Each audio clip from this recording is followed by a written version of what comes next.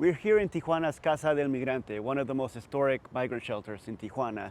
And we're hearing that the Trump administration, DOGE, budget cuts to USAID is having an impact here. They're losing funding. So we're going to go talk to Father Pat and find out what's going on. It looks kind of empty. Usually you can hear kids running around in there.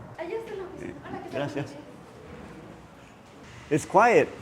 Yeah, we only have 40 people. Oh, man. And very few kids. Like many other institutions who lost funding when President Trump decided to take away all foreign assistance, that affected us. 40% of our budget was lost with that.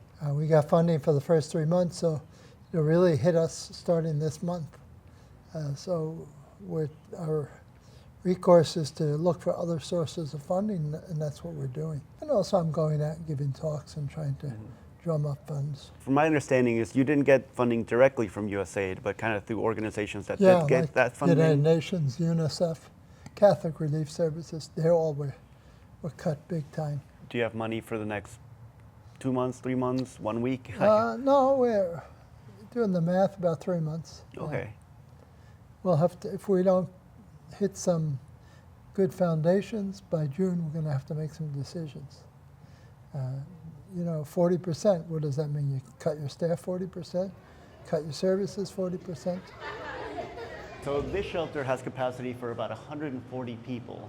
But right now, there's only 40 here right now. As you can see, it's pretty empty. There's not a lot of people here.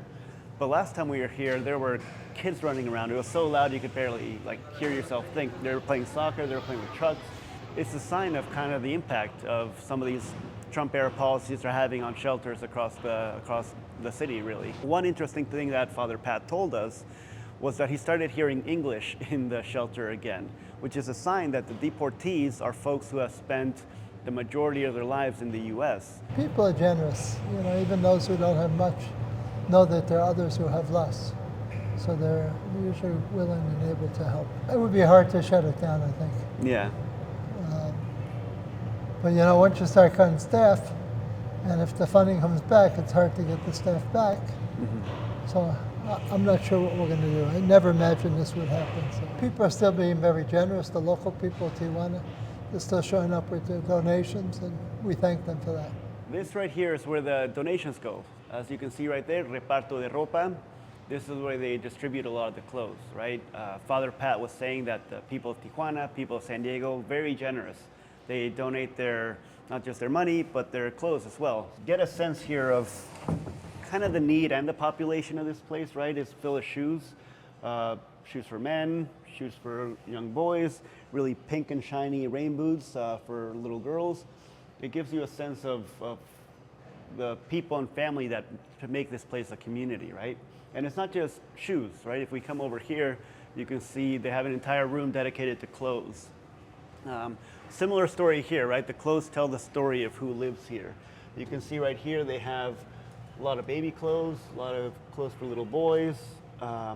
Further back, I can see a lot of coats and sweaters. It is cold in Tijuana right now. It's been unusually wet and rainy, so it tells you a little bit of the need too. So thankfully, even though USAID funding has been cut off, some of the generosity from the people of Tijuana and San Diego is still going strong.